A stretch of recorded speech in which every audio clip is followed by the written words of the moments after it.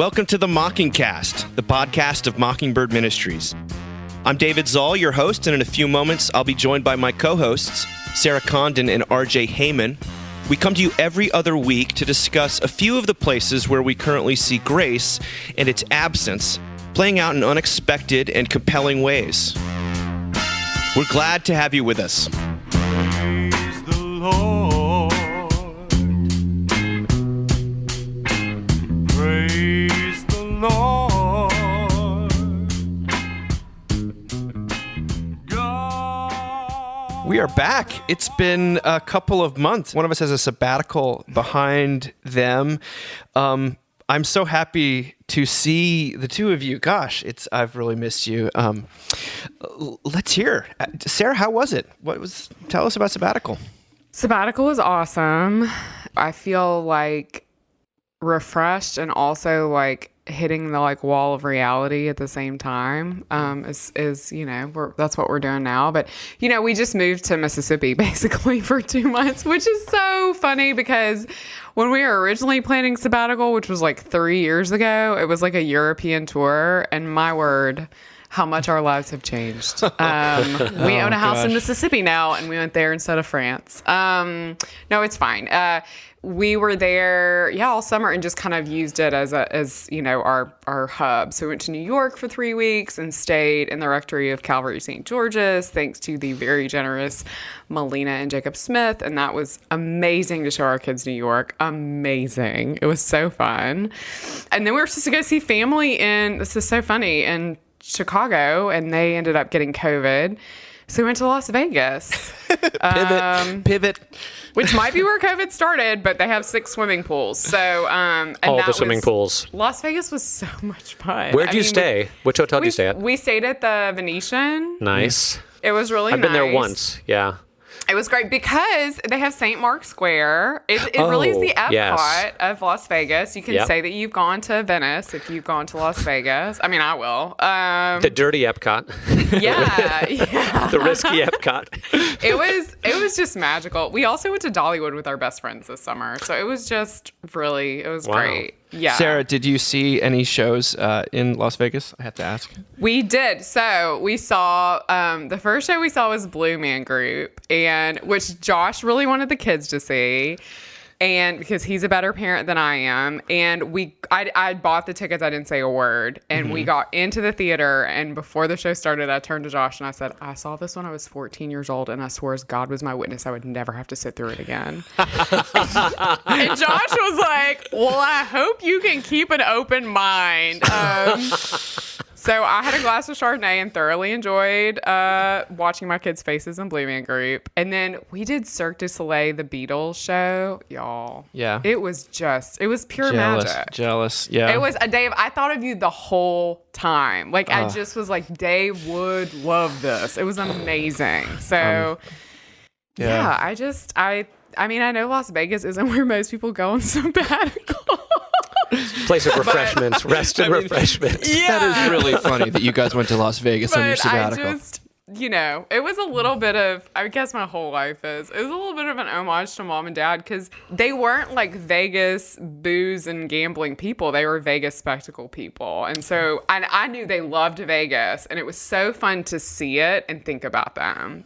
Just like these 2 kids from Mississippi who love like faux magic. So it was cool. It's like Americana. If you can sort of strip out the seediness, it's like it's this Americana miracle almost. But yeah, I mean, I remember being there and being like, wow, there's a lot of like billboards in your face here. I don't know how I'd feel about bringing the small children. It's one here. gigantic Times Square. Yeah, well, if you just go to your hotel and there's plenty to do, they don't have to see it. I will say some people suggested to take them to like old Las Vegas, like OG Las Vegas, and so we went. And I was like, we're gonna have lunch there. It's gonna be great. And we got down there, and 10 minutes later, we were in an Uber on the way back. I was like, too real. Y'all too can't depressing. see this. We Too gotta much. go. Everyone smells like cigarettes. Yeah. So anyway. I just remember old ladies with blue hair smoking cigarettes, pulling on slot machines. Like that's what I remember from Las Vegas. Very much still old Vegas. So right. yeah. Well, how about the Heyman clan? Yeah. Didn't you go to the motherland, RJ? Not close, not quite. We were not in Holland, but yeah, we had kind of a embarrassingly amazing summer. As one of my teenage, actually my now 20-year-old son, he's like, this is definitely like far and away our bougiest summer ever, and I had to agree with him. So we got invited by some good friends who were gifted a house in Costa Rica to go down there for a week. So we sort of went down there and were able to stay for free. And then my mom, since her 70th birthday a few years back, had wanted to take the whole family on a big trip. And so we went with her and all my brothers and their wives and cousins and everything to France for a little while, which was Oh my gosh, amazing, that's so awesome. Amazing. And then I had a couple guest preaching gigs, which were fun. One at this kind of community in Rhode Island, which was great. And then I was in New York for a weekend. So yeah, but been back for about a month now, and like blessedly, all the kids are back in school as of today, which is just amazing for me, and most especially for my wife. And just looking forward to what feels like what is kind of my first normal year, as rector since I started 2.5 years ago, my first kind of COVID-free year. And so we'll see what that looks like, but excited to get into something like a routine, where we're not having to reimagine and change everything every month or two. What are you talking? I have no idea what you're talking about. Yeah, exactly. I feel the same way, RJ. It's like sweet to hear you say that because this is like the first year It's of our my first college students. some- I've been I'm- like, oh, yes, okay. yeah. Trying to be a little merciful do with this. myself, Yes. but also like kind of just amazed at God's faithfulness and looking back at all that has happened the past couple years. I'm deeply grateful for my church and their support, and just anyway. So that's where I'm at. What about you, DZ? What about the Zoll household? Oh, it was a really nice summer. We got to travel, go to the beach. We had both boys go to sleepaway camp. Yes, the older two. the dream. They went to 3 weeks long sleepaway camps, and they just love it. I mean, That's so good. Just in the stories that come back, you just Yes. Yes. it feels great. I mean, we had one. How old do you have to be to do that? How old do you have to? What's the 4. 9. Yeah, exactly. 9? 8 or 9. Okay. Like my 3 oldest, more years. 3 more years. My middle child got to camp, and we received probably like 6 letters from his first 2 days, and then nothing for the rest of the time because he had a great time. But the first letters were sort of like, "Dear Mom and Dad, everyone in here is playing poker and betting with candy, but I can't play because no candy, no betting. P.S. You can bring candy to Camp Maxwell." And that Told was you the so. whole thing. We're like, oh gosh, no candy, no betting is now like a rule in our house. And by the end, he was just living. He was just so happy, and just watch them. Awesome. Well, then we were just in Michigan at Camp Arcadia. Shout out to all those lovely people, and it's just so beautiful and fun, and that's a family camp that we get to go to, and did some weddings. And for a lot of the rest of my time, we released the second season of the Brothers Zoll podcast. So good. If people are starved for content, which I doubt that's the case, but that was really fun, but also a whole lot of work. And then one of my parishioners loved your Phil Collins Well of Sound. He was just blown away. He's like, you got to give me his email address so I could tell him how great it was. It was amazing. Dave's wow. incredible. I was like, calm it down. Dave's okay. Dave's all right. Yeah, I did a lot of that. But then everything, it's all systems go for the book, Low Anthropology, which comes out, RJ. When does it come out? I don't know. I'm sorry. In 3 weeks. Just tell me. Sarah knows. In 3 weeks, okay. Trailer Dave, it comes out in 3 weeks. Are you going to edit everything else Are you out? going to be an September influencer, RJ, 13th. or not? What kind of friend are you? Like, I have a calendar. You guys, countdown, mark okay? your calendar. September 13th. It's coming out. I can't wait. It's going to be incredible. You know what? Life-changing. Next episode, I'm going to read a little bit of the introduction and hear what you guys think about it, because you guys both, I mean, I'm not just blowing smoke. You influenced this book quite a bit, and it says so because a lot of the articles and some of my favorite discussions of ours, kind of, I tried to lean on for the book. So I'm glad to be back at it. Let me ask you this, though, before we jump into the articles, of which we've got some great ones. Was there anything recommendation-wise that you found just really fed your soul this summer? Anything that you would want to? I mean, RJ, it could be cliff jumping. I don't care.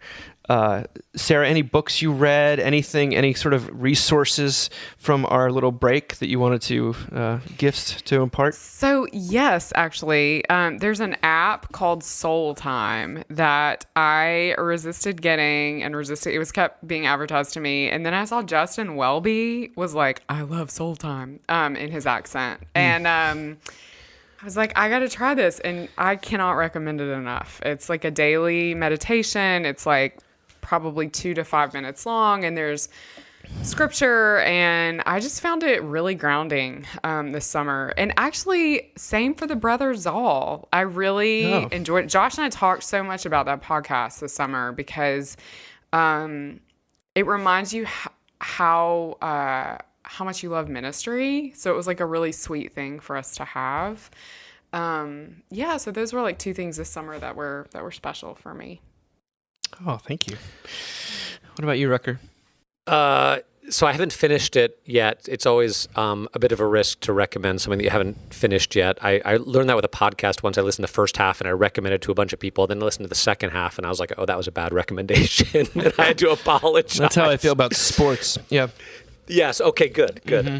Just kidding. No, but I don't know how I found it. I think through something online, but I've been reading this book by Zachary Levi, believe it or not, who was actually the voice of Flynn Rider in Tangled.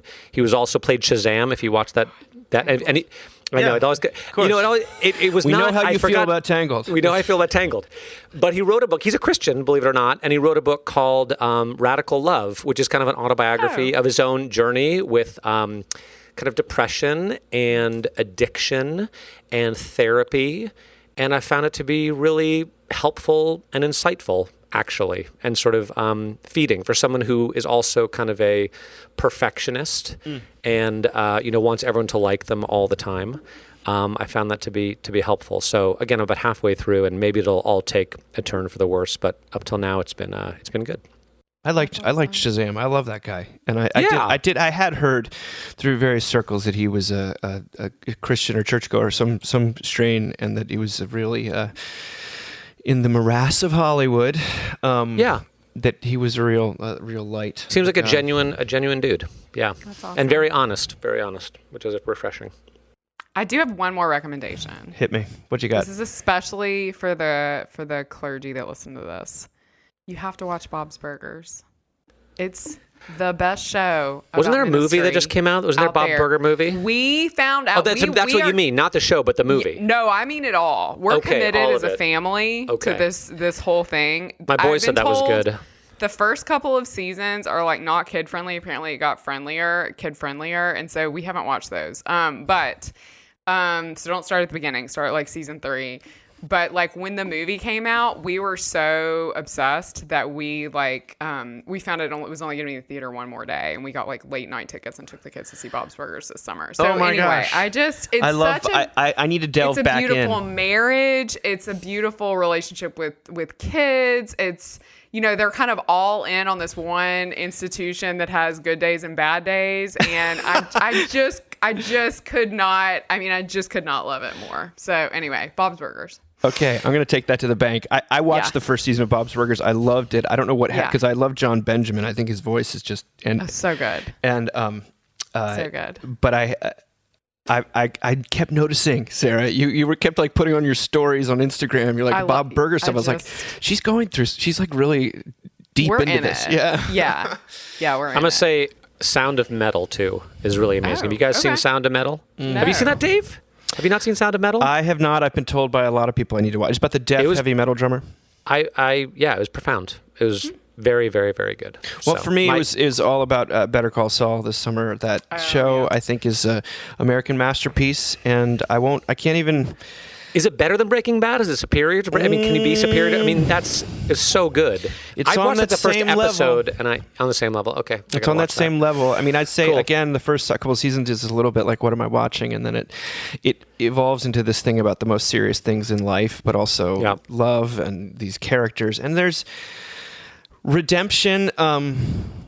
You can't. The last episode you don't want to spoil, but there's the Breaking Bad universe tends to be by Vince Gilligan, who's the creator, his own admission that it's a pretty sort of eye for an eye, no one gets away with anything. You reap what you sow kind of universe. And I don't know how the final...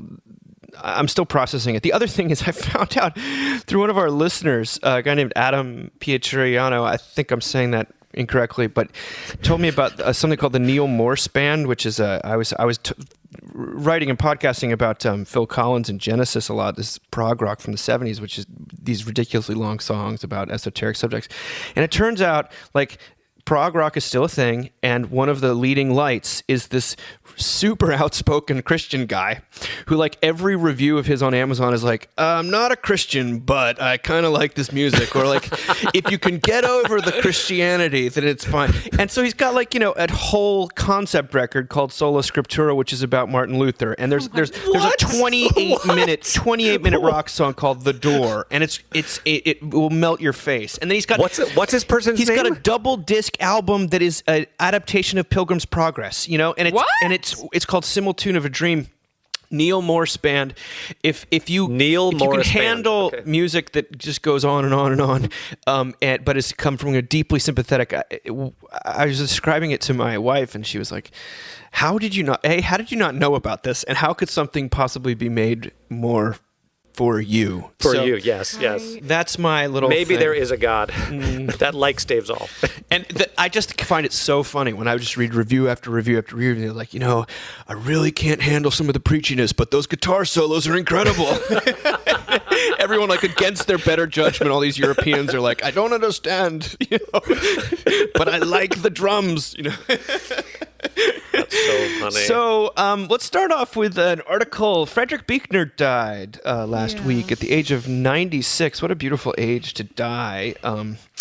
And, you know, he has been sort of a mainstay on our website. But after he's died, so many tributes have been written by people who certainly I very much respect, and voices around. I confess I haven't read that much Buechner outside of, like, his aphorisms and many of his, like, tributes to him. A few essays, not the novels, but we have people who've written for Mockingbird and certainly in our surrounding constellation just say that this man's voice was so formative.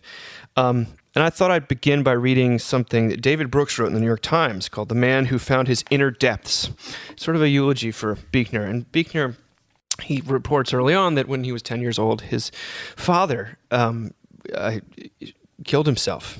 And so his entire life was sort of lived, and he bounced around. He was sort of a little bit to the manner born, I think, and taught at Exeter at the boarding school. Does a little bit to the manner born mean fancy? I have no idea what that phrase means. Yes, that's exactly what it means. Okay, great. For the Deep South people who grew up with cotton farmers, that's what that means. I think he married a woman with the last name of Merck. MERCK. If that means anything to the pharmaceutical. I do know what that lovers. means. Yeah. Their stock has done pharmaceuticals in this. Their stock has done okay the past couple of years. I think they were. This is what Brooks says. He says, too literary for many Christians, Buechner was also too Christian for the literary set. His faith was personal, unpretentious, and accessible. This is Buechner writing. Faith is homesickness. Faith is a lump in the throat. Faith is less a position on than a movement toward. It is a sensing presence, not buying an argument. Buechner described the gospel as a great fairy tale that happens to be true. The fairy tale has pain and danger. Goodness is pitted against evil. People are transformed. And in the end, all the characters are revealed for who they really are.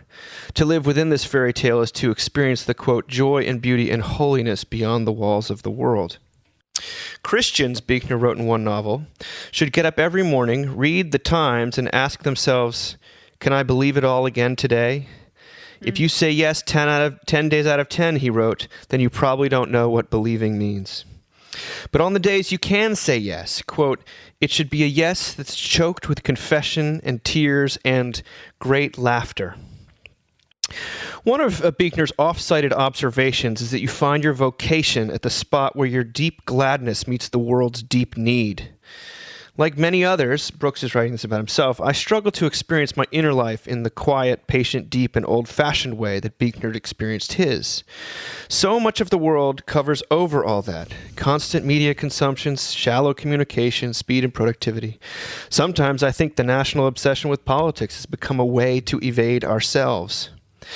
Buechner's vocation was to show a way to experience the fullness of life. Of death, he wrote, "What's lost is nothing to what's found, and all the death that ever was, set next to life, would scarcely fill a cup."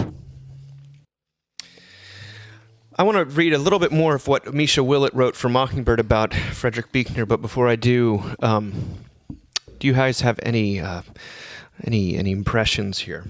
I mean, I think I'm a lot like you. Like, I have read, I haven't like sat down and read a ton of Buechner. So he was just sort of this figure that, you know, whenever I read what he'd said or read people writing about him, I really appreciated what was there. You know, what I think about sort of how I categorize him, and it's what I love about the best theologians is there's this sense of whimsy, it feels like, in what he writes, and freedom. And I always find that to be incredibly comforting. I mean, I do know that phrase, and I think it's a little overused in the church, to be honest with you, about like your greatest, deepest desire meets the world's greatest need. Yeah. Because like my deepest desire is to watch all the Housewives series on Bravo, like just on repeat, and like eat ice cream. Do you know what I mean? And like I've looked, I really have. I've been on Indeed.com. Like, I've tried to find a job that needs that from me, and I have yet to find it. But I would say, like, you know, all that aside, and I do think that's important, right? Because sometimes for me, like,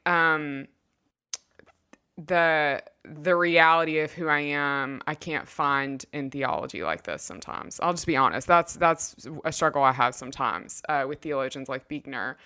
And yet, I hate to say this, as I've gotten older, the whimsy really appeals to me. So, you know, it's of course he's died, and that is sad for people who really loved him and knew him.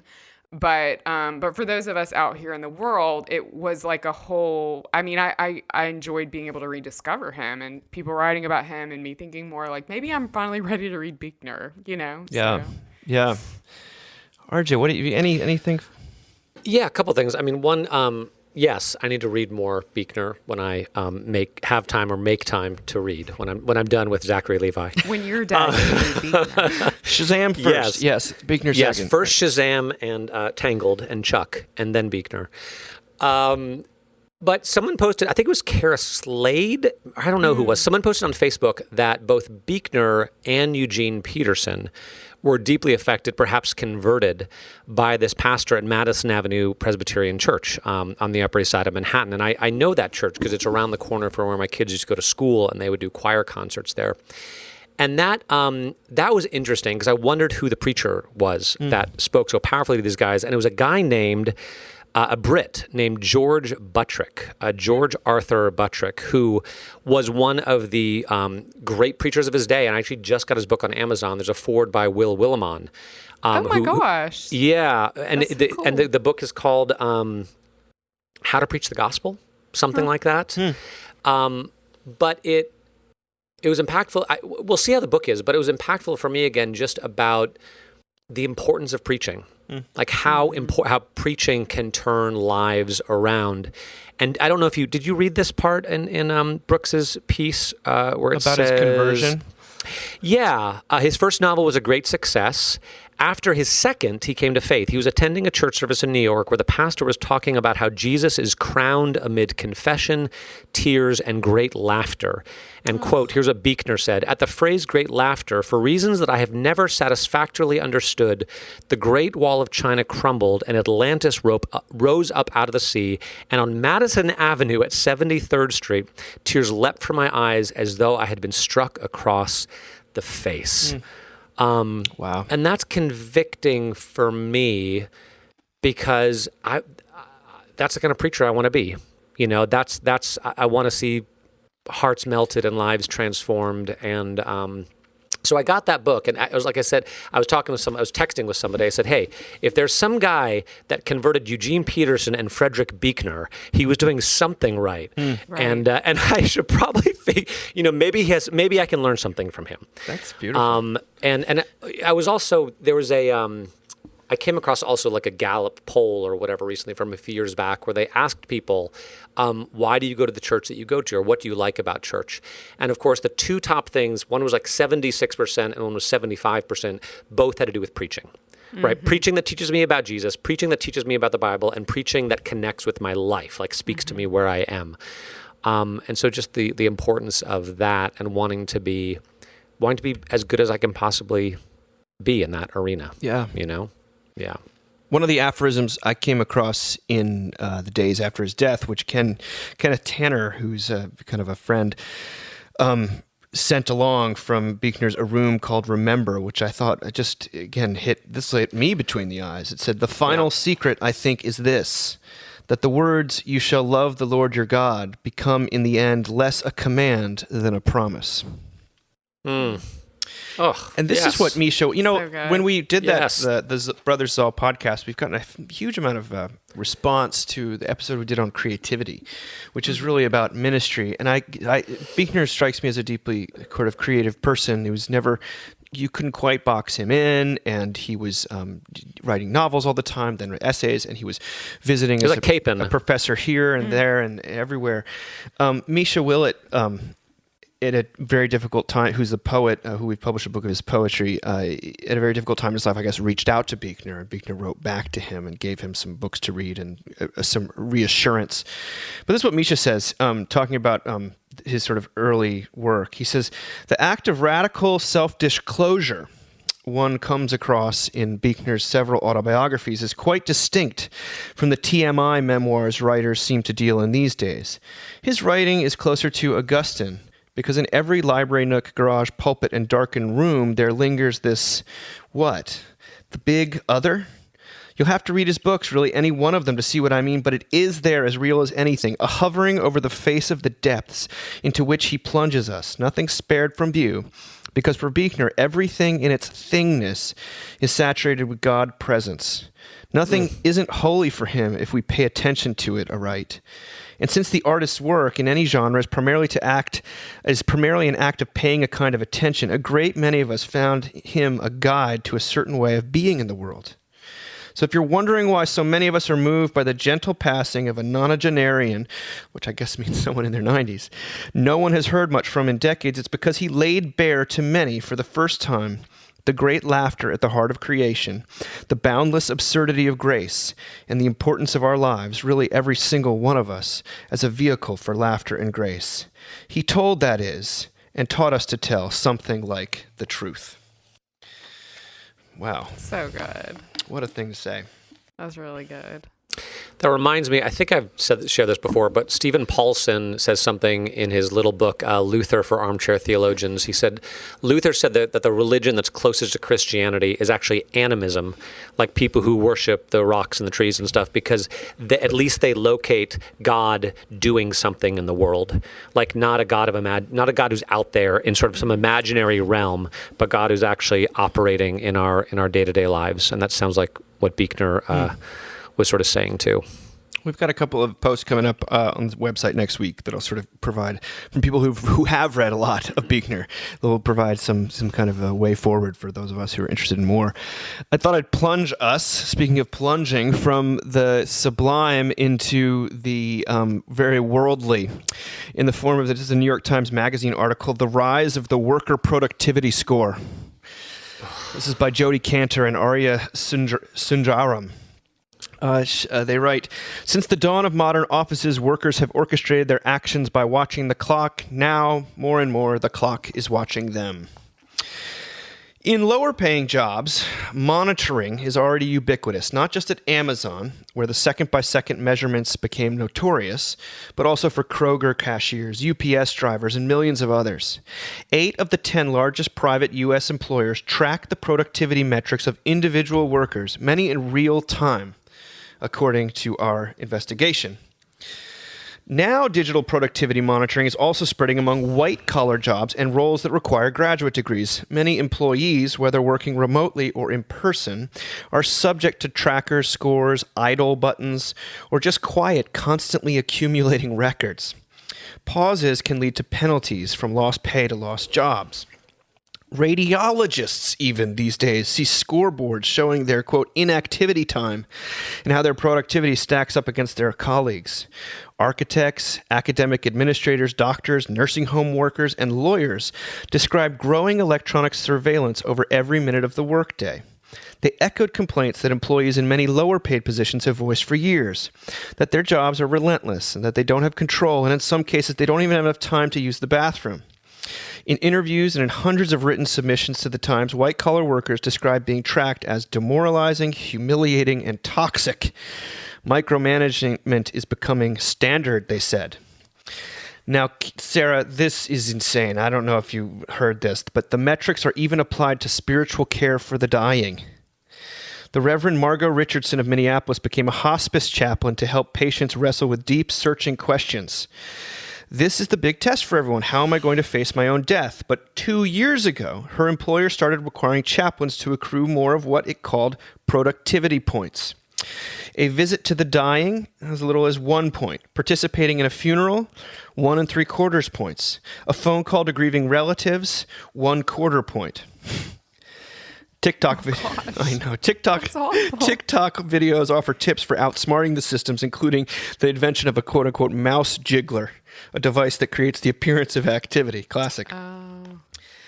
They quote the guy who built some of the most famous technology called WorkSmart. His name's Federico Mazzoli.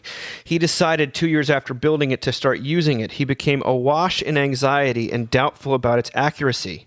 Some days you were just moving the cursor around for the sake of it, he said. The tool was powerful but dangerous, and he left the company a year later. Back to the chaplains. Every morning, the chaplains would share on a spreadsheet the number of, quote, productivity points they anticipated earning. Every evening, software would calculate whether they had met their goals. But dying defies planning. Patients broke down, canceled appointments, drew final breaths. This left the clergy scrambling and in a perpetual dilemma. Do I see the patients who earn the points, or do I see the patients who really need to be seen? Said one chaplain. This is going to sound terrible. But every now and again, I would do just what I thought of as, quote, spiritual care drive-bys to rack up points. If a patient was sleeping, I could just talk to the nurse and say, are there any concerns? It counted as a visit because I laid eyes. But last summer, 2 of the chaplains that they interviewed came to the same conclusions. The metrics prevented them from fulfilling their calling, and they quit.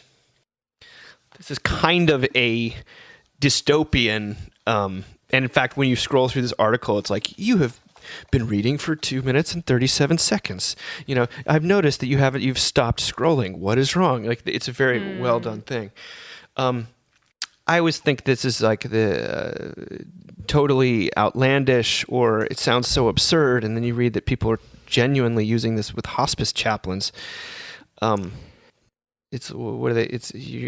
all being nannied in some sort of way, and it seems to create self-consciousness, anxiety, and a desire to flee rather than a desire to do more work. But I don't know, what does it make you think of? I mean, I definitely had quotas when I worked in the hospital. I don't work there anymore, so I'm happy to say that. And they caused me a lot of anxiety at certain points because you were expected to see this many patients in a day, and it was a pretty high number. And then it is a weird thing because if there's death, it takes longer, and depending on the culture the families come from, it can take longer. And so then you're not, people are seeing your numbers at the end of the week and you're not meeting numbers. So that's not totally unfamiliar to me. I mean, the system of points is terrifying. I just can't imagine doing pastoral care that way, kind of checking boxes. Yeah, I mean, this is really bleak. I mean, by the same... you have to, what the article points out that is fascinating is like, now it's like the white collar people who are like, wait a minute, this isn't any fun. I don't like being monitored. And, people who've worked blue collar jobs have had this for a long time. So, you know, I mean, it'll be interesting to see if it changes. What do you think, RJ? Do you How many points have you gotten today? Yeah. I want to know. I think you're behind. I think this is what it looks like when a culture bends its knee to the idol of profitability. You know, like we're talking about the largest companies in the world, the most profitable, like as if Amazon's not making enough money, you know, as if the healthcare industry isn't making enough money and executives aren't, you know, making enough stock options. And it's just like, this is what it looks like. And it kills people.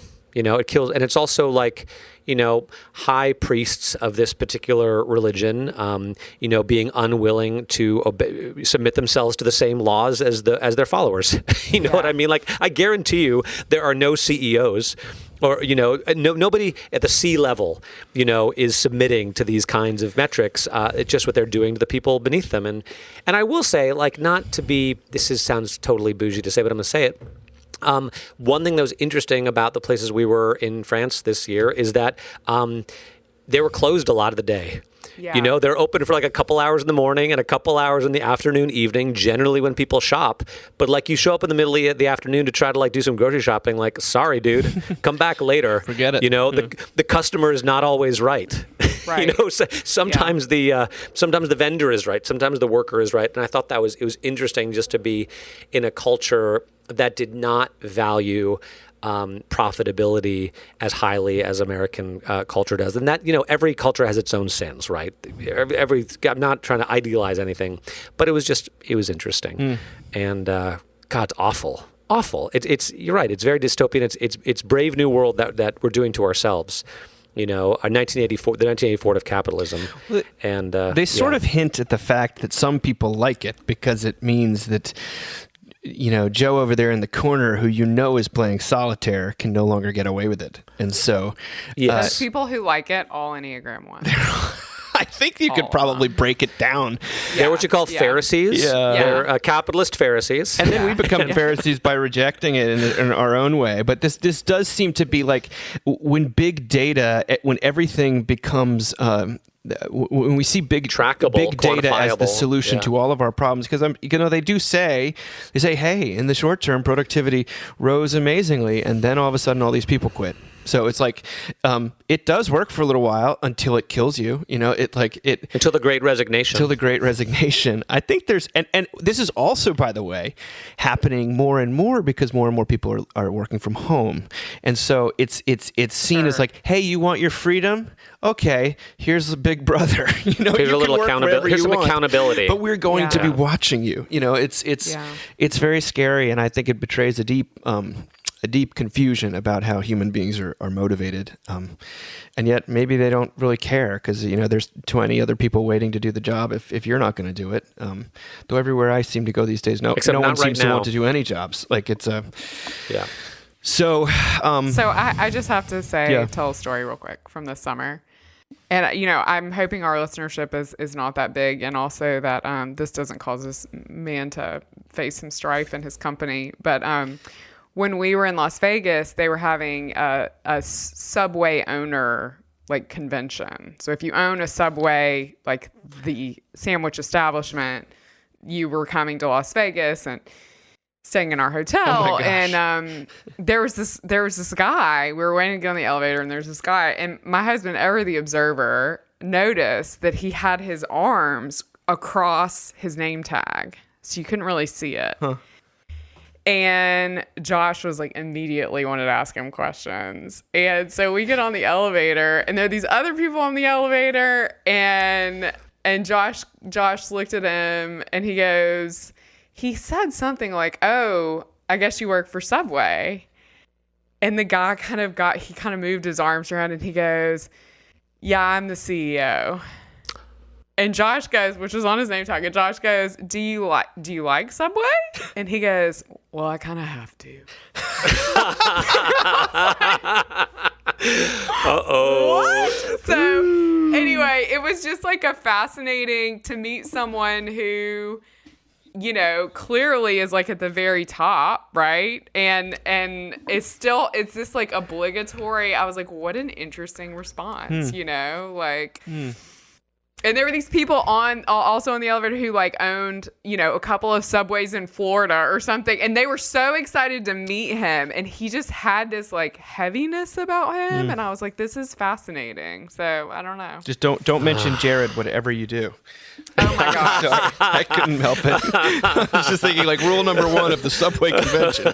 Do not go there. is no Jared. And I'm such an affirmer when people seem sad. So like he seemed down, and then one of the other franchise people was like, looked at me because I said, oh, we love Subway. We hardly ever do Subway, but I didn't know what to say. So I was like, oh, we love Subway. And she's like, do you like our new sandwiches? No idea what she's talking about. They're great.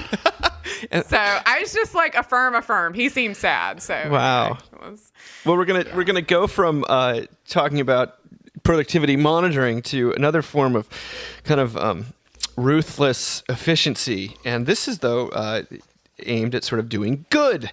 The New Yorker published an extremely long profile, but fascinating, of what they called the reluctant prophet of effective altruism.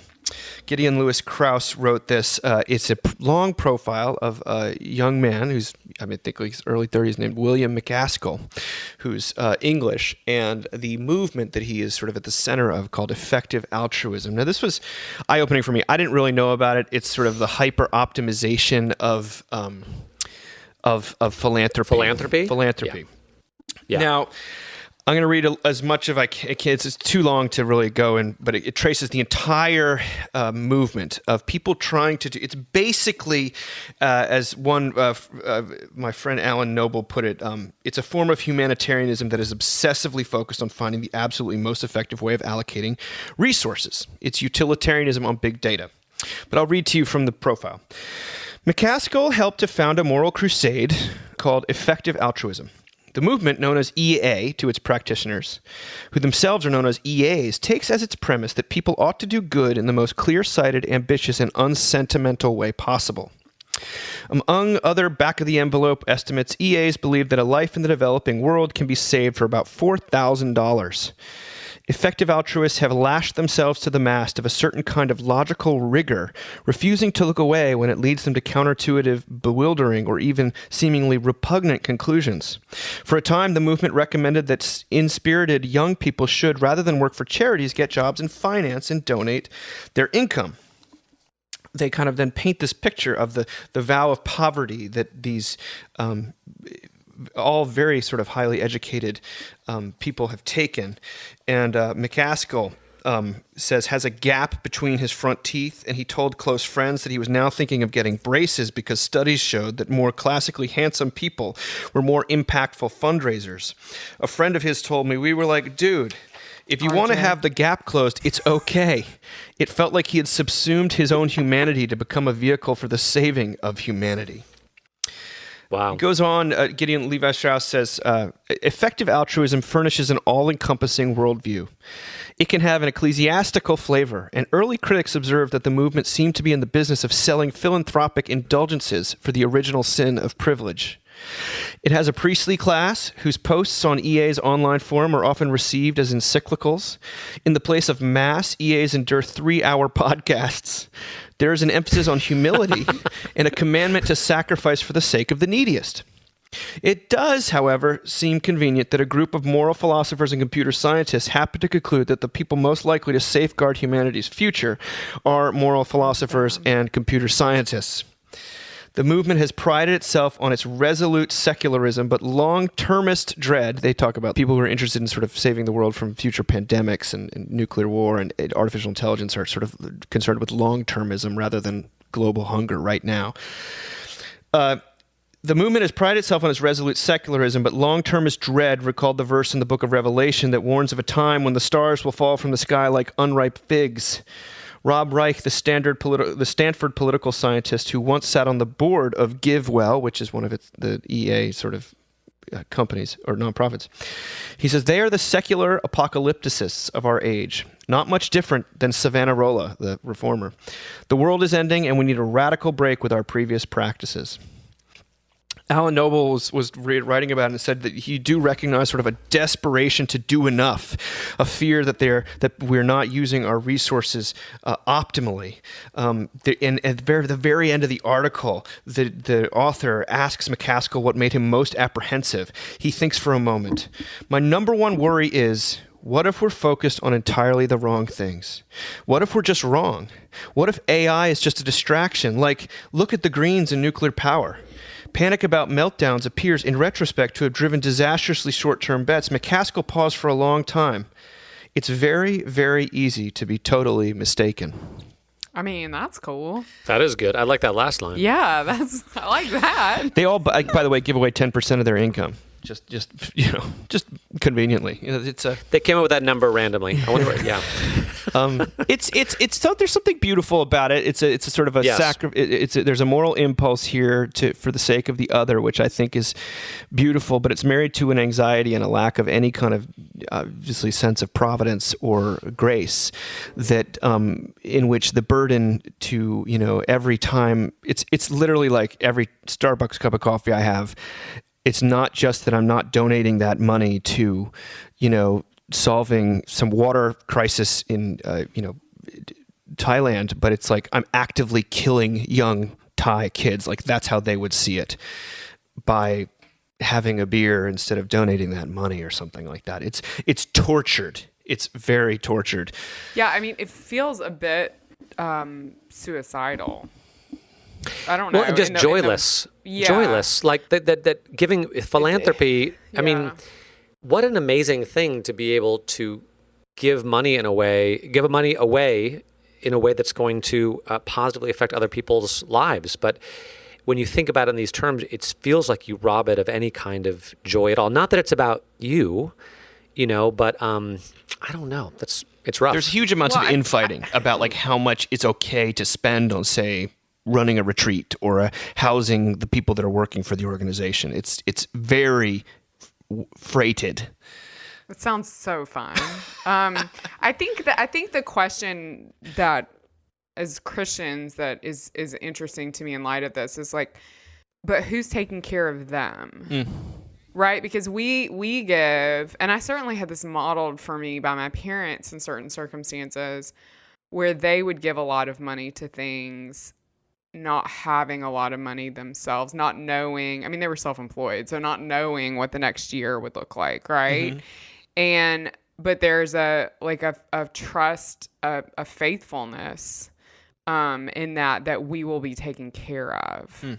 And I think that's actually in some ways like a key component to Christian generosity is that we give knowing that like ultimately we're going to be okay, right? And that doesn't necessarily mean we give and then like so it will come back to us, whatever, tenfold.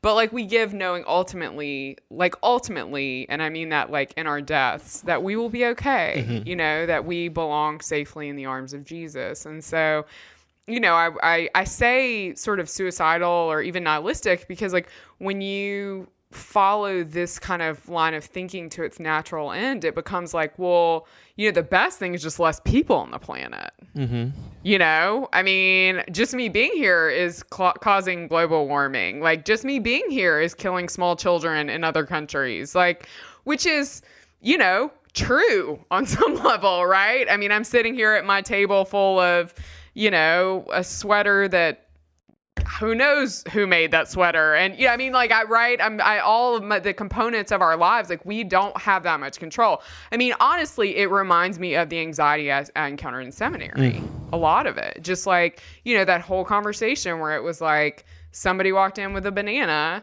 and another seminary student was like, I can't believe you're eating a banana. And the guy was like, oh my gosh. Like I thought he really was. It was like the sweetest, tenderest moment. He was like, I thought I had done good. Like it's not meat and it, and it was cheap and it was like all these things. And the guy was like, don't you know how bad bananas are for the planet? And I was like, oh my God, but that feels a lot like this to me. So. Yeah. I think these guys would have been very mad at the woman who poured out the perfume on Jesus' feet. Ooh. Remember? Wastefulness, yeah. That could have been sold and the wages could have, for a year's wages, and that money could have been given to the poor. And Jesus says, leave her alone. She's done a lovely thing for me, and this story will be told for all time, right? Because what matters is the things that are done in love, what's done in love, right? And it just feels like, I know there's love behind what these people are doing, but I don't know. Is it love or is it obligation? I mean, and which is like, reminds me of the Buechner quote, right? Is it love or is it obligation? And those are two very different things. And what's interesting to me is like, as our lives go on, that's the solid ground of God, right? Is as my life goes on, I give things away, I'm given things, but I ultimately know that God will take care of me. Like, maybe these are stronger people than I am, but if I could adhere to a lot of this stuff if I were like young, childless, like my life was less complicated. But like, as soon as complication came in, I'd be like, 10%? I don't think so. Like I would immediately start shifting things because there's no solid ground there. I think that, that's that kind of prescribed behavior. I mean, I didn't hear a single mention of children in this article, but maybe they would think that that's not fascinating. That's not logical, responsible. As a college student said to me last year when we were talking about having children, she just looks up as she's doing stuff and she goes, "In this economy, I don't think so." So like, I mean, I get it. Well, but there's a coldness to it. I mean, yeah, you're right. It is. There's a intense compassion and I think a desire to do something good that should be lauded, and like these, and especially to the extent that it's sacrificial, I find it kind of beautiful. Agreed. And yet there is also the corresponding anxiety that comes from a sort of, it's up to me and us, and if we don't do it, everyone's going to die. And that's a burden that I think actually like productivity scores can kill a person and make them want to give it all up entirely and say, I'm just going to go, go to Vegas, Sarah. I mean, just go to Vegas. So I didn't sense that quite as much joylessness as I thought, but I did think that I guess I'm conflicted because there's something, they're trying to justify themselves by works of the law, like very clearly, like I am trying to, and I need you as my friend and as my colleague to poke holes in my arguments. There's something sort of anti-sentimental. It's truly anti-heart. It's all head and logic. Feels kind of, cerebral, and a little bit, against the spirit of play. And yet, I find that endless nitpicking of like who's got the exact right way and who's living the most consistently, it just never ends. It's a goal that has no end, and for that reason, it is not pursued out of freedom. And maybe they would what they would say that we're probably overly sentimental, but I hear what they're on about, and I view it with both. Oh, they're trying to live consistently. They're like the guy who did the sort of year of living biblically, and he like did everything commanded in the Bible. And you want to say, God bless you, good luck. Let's talk in 2 years, and like, and of course, like philosophically, I guess you could get into sort of like things like, well, what does it mean to live well if you're trying to help someone in a developing country? And like, are you trying to increase just their ability to stay alive, or do you care about their dignity? Or do you care about the beauty? What is the kind of what there are other values involved, and it has a way of being almost dehumanizing in pursuit of being human or helping human, being benevolent. And I find that sort of the means, everything is means to an end, can be a little bit antiseptic, shall we say. Did I tell you about the book I read at the beginning of the summer called Mountains Beyond Mountains, about this guy, Dr. Paul Farmer, who was such a good book. Have you read that? It's fabulous. Did you give that to me? It just turned a bit. I don't know, but I was obsessed with Paul Farmer for a long time. It's so good, right? And he's this Harvard-trained doctor who teaches at Harvard and practices at this amazing hospital in Massachusetts, but also starts his health center in Haiti and works on health issues in Russia and Peru and just all over the place. And he is thinking about these questions like, how do we save the most lives possible? But he also will spend 8 hours hiking through the Haitian mountains to visit a single family and check in on them. And he's saying, look, just because it's expensive to save someone's life in Peru, it's worth it. It's worth the money. Like it's worth $20,000 to do this. And so he's constantly wrestling with these questions of efficiency and efficacy and economy and just humanity. And I think he's a Christian. I think he's definitely Jesus adjacent, although he expresses his faith more in doing than in professing. But it was a really challenging and beautiful book about someone who's trying to who loves what he's doing and loves people and is just pouring out his life for these people, and yet really resisting that kind of long-termism, right? Like, how do we set up sustainable systems? And he's like, no, how do we save this person's life now? This person that I love needs saving now. And I know it's going to cost $50,000 and that's ridiculous to think about, but they're going to die. And if we don't save this person, who will we save? And it's a powerful book. He died this past February. Did you know that? I looked him up. Yeah. I knew he was dead, but I didn't realize he died so recently. Yeah. I loved his book. Amazing man. I felt like he was, he was so, it's not like I want to say like, oh, he was the best at it, but he was so, because he was the best at it, and by his own admission, he said, if our organization depends on everyone working as hard as me, we're doomed because I am living an unsustainable existence. But yeah. Well, but he just felt like he expressed honestly that what you're saying, this tension between the small picture and the big picture. Yes. And I loved his book because honestly, I just think he was such a pastor. I know he wouldn't self-describe that way. Totally a pastor. But I read that book in seminary and found it incredibly moving, just as a pastor, of taking care of big picture, taking care of people in front of you. Like, yes. Yeah, he's remarkable. I think of him every time I fly because there's so much in that book about how much he was on an airplane. Yeah, so, and he felt so guilty about being on an airplane, though, I think. Yes. Yeah. Efficiency. Efficiency and effectiveness are not the same And sometimes thing. Love and righteousness, they often feel like opposed to each other. I was at a wedding recently where people were giving toasts about the groom and the bride and groom about how they loved McDonald's, and they love like Praise muscle Lord. cars, and they're just like it works for the auto industry.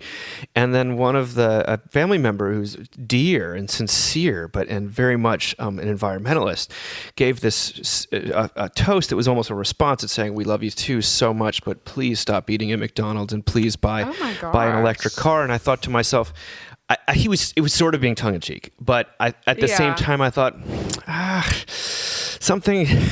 I don't know if this is the time. And there's another. Also, clearly, a lot of people love McDonald's. Like, is this where we're starting this campaign at a wedding? The New Yorker quotes one of the primary critics of this movement. His name is philosopher Bernard Williams, who says that someone who seeks justification for the impulse to save the life of a spouse instead of that of a stranger has had one thought too many. So good. Because that's what these guys are thinking. They're thinking like, well, what saves more lives? Like, if it saves 2 lives rather than the life of my spouse, I'm clearly saving the 2 lives of strangers. It's you think it's a little bit It's a little bit godlike. Right? Oh, totally. Like, that's what it is. It like enters into this realm of like you get to play God and decide who lives and decide who dies, and I don't it's know. Another like it's big. As a person who throws away all her recycling because her parents died, so she earned all their recycling credits. Like, hard for me to relate. And yet all these people tithe, and like we're. I don't know. It's like Alan Noble was writing about it. It's like the only difference I can see between them and church-going Christians is that they actually tithe. Well, let's end with another sort of global piece, which was fascinating. Eve Fairbanks has written a book about white South Africans, Afrikaners, and there was a big article in The Atlantic in the middle of July. She was sort of taking the temperature of what it's like to be a white South African, and what in today's climate what she found was both startling and revealing. She describes a real widespread sadness that's palpable among the former ruling class of that country, even especially among those who worked the hardest to dismantle apartheid. Yes, there's like the loss of purpose that kind of accompanies, I think, like the success of a long-held cause, but there's also a hunger the arrival for fallacy. Further atonement and a bafflement of what some social scientists call non-complementary behavior, or what we might call grace. So they're all walking around like Javert at the end of Les Mis. This is what Fairbanks writes. She says, "Many white South Africans told me that black forgiveness felt like a slap in the face. By not acting toward you as you acted toward us, we're showing you up, white South Africans seem to hear. You'll owe us a debt of gratitude forever. And perhaps the strangest thing I saw was how deeply troubled white South Africans were by this feeling, that white people had never really faced a full reckoning for apartheid.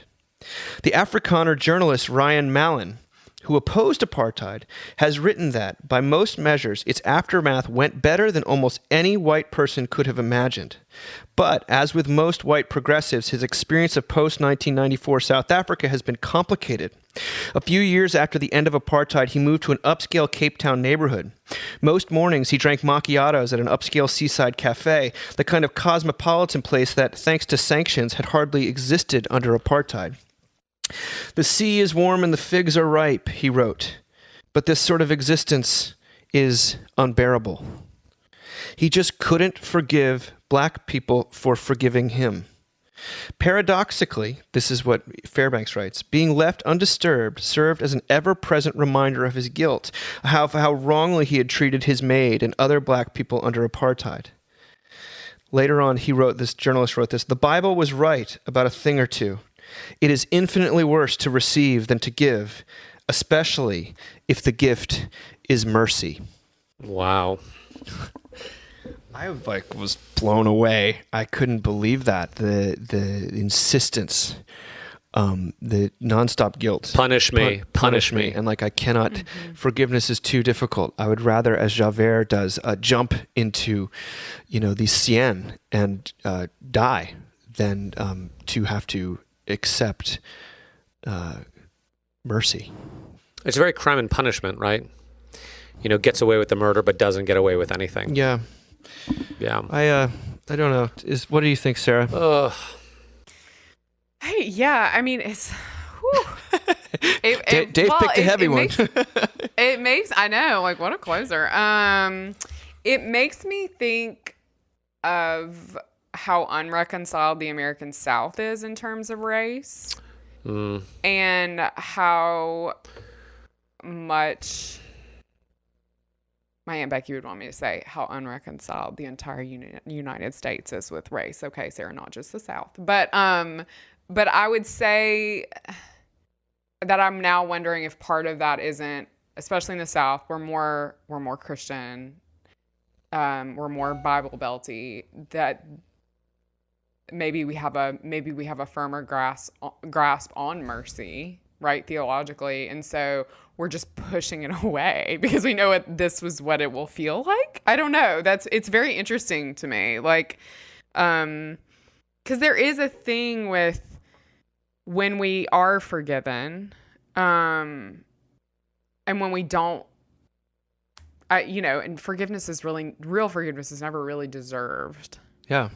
That it just, you feel it in a deeper way. You remember those moments. I mean, I've said this moment so many times, I think, on this podcast, but I always think of the moment when I was talking to our son and he was 6 or 7 years old. And, we were talking about yelling and I was like, yeah, I don't yell as much as I used to when you were little. Thanks, Lexapro. And, and he was and I was I'm really sorry I yelled so much when you were little. And he said, it's okay, Mama. I was your first baby. You didn't know. And I think about that moment a lot, because it was total, I was the parent. I could have been better resource. I don't deserve a 6-year-old's forgiveness, but it changed something in me. It shifted something in me. And there's relief, but there's also a sense of sadness, because if I say that I'm sorry and you forgive me, then we both know that it really happened. Yeah. And we have to live in that reality. That's uncomfortable. So. I'm also, what's uncomfortable is the acknowledgement that atonement, this sort of dirty word in certain circles, is these aren't Christians in South Africa. They're Right. like, I do not feel okay without some form of atonement. And I need to atone. I feel much more comfortable because it puts me in control to suffer and to Right. feel like I'm contributing something to this. It's too uncomfortable. This acknowledgement that there is something necessary about atonement, but also something deeply offensive when people refuse to enact the price that perhaps they're owed. I think it's so interesting to me. By the way, there's a lot of this in Better Call Saul. So, Well, and I have a question. The article may have said that, or you may not, and you may not be able to answer. But I wonder about the religiosity of people of color in South Africa versus people who are white in South Africa. Like, it's just a fascinating, right? Like that. I just wonder how those are different, because there really is this expression of clear grace that they're not saying, well, this is how you can atone, but it's done. You've done. I mean, it's almost this feeling of like, well, no, you've done enough and you've been forgiven. We don't need you to do more. Mm-hmm. So yeah, it's got to be a little bit of the like Charleston, South Carolina thing where where those wonderful ladies came out and pronounced forgiveness, and then everyone in the white establishment was so scandalized and said, this is just a learned coping mechanism. We cannot accept this. We have to atone. We have to make things better. And yes, of course you do. But it was so condescending to say that these people who were in a church when this happened don't actually believe what they're there to talk about. I mean, I always thought to myself, gosh, they took us to school. And in a sense that is deeply, that's where the future lies, I think, of any kind of global Christianity, is probably in these sorts of communities. But what do you think, RJ? I'm trying to think, I take things personally all the time, and I'm wondering if there's ever a moment when I was forgiven for something I felt like it was unforgivable, and any impact that, and I'm having a tough time coming up with a corollary in my own life. I wonder, so it's also true that South Africa remains one of the most unequal countries on the face of the earth, right? I think there's a stark divide economically between, so is it, I mean, I can see it being troubling to him where be like, okay, apartheid ended and my life got better, and like this wasn't the way it was maybe supposed to work. Like, okay, yes, there's political freedom in some sense, but things haven't equaled out the way that they need to. There's still a stark, financial, or whatever you want to say, divide of resources. So I just wonder if that troubles him. It makes me wonder about other reconciliation processes, like Rwanda, for example. Like, does the same sort of thing exist after the genocide and the whole truth and reconciliation process? It makes me wonder about, all those ex-Nazis who fled to Argentina, what they dealt with in the aftermath of perpetrating such an awful crime. I don't know. I got to think about it more, but that's what he says about his existence being unbearable. I mean, I think that's true for a lot of people who are living privileged lives in the Western world. Like, they're certainly taking a lot of medication and, to help them deal with their existential pain. for sure, Effective altruism. Yeah, I do. I am certainly not of a minority category at all. Besides my lady parts, but having been through something that someone did that caused such a huge loss in my life, I have had people say to me, there's no way you've forgiven that person. I've had people say to me, you should be angrier. And what I know is, and I don't know it because someone has really told me. I just know that if you cause two people to die, you are carrying enough of a burden. And I know that I'm not interested in making that heavier, and I'm only interested in forgiving you. So I feel it's just a weird thing to admit, but I remember when the Charleston thing happened, and I remember, especially white liberal people, saying like, well, this is appalling, and clearly this is like a result of colonialism and, you know, enslaving people and, you know, putting our religion of Christianity on them and whatever. And thinking like, well, okay, I mean, like, okay, maybe, like, I can kind of see where you're coming from. And now having experienced what I've experienced, like, I don't think that anymore. I'm like, oh, actually, no, like, actually, the forgiveness is real. And actually, the love of Jesus, like, pushes through all boundaries. And it's the only way you move forward, right? It's it. That's it. There's no other way. There's no other way. What does Dolly say, right? Forgiveness, that's all there is. Yeah, that's all there is. Well, I think that's all there is to this episode. And put all those links in the show notes. Thank you, both of you, for showing up today and for offering the gift of something, maybe mercy, something close, something pretty close to it to me. And psyched to have you back, and we'll be back in a couple weeks. But yeah, God bless you, and thank you all of you for hanging in there while we took a break. It was really nice to get some breathing time there. But all right, bye guys. See you in 2 weeks. Bye. Bye. Sometimes comes a moment when there is no escape. A man by candlelight reads, "The just shall live by faith." And a rushing ray of light comes and hits him at the core. I will write my words upon the door.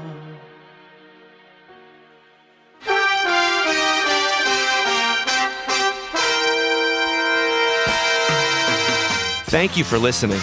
Remember, you can find us on the web at www.mbird.com. And we'd always love to hear from you at info@mbird.com. Audio production for the Mockingcast is provided by TJ Hester. And if you like what you've heard, please drop over to iTunes and leave us a rating or review. Until next time. Praise the Lord.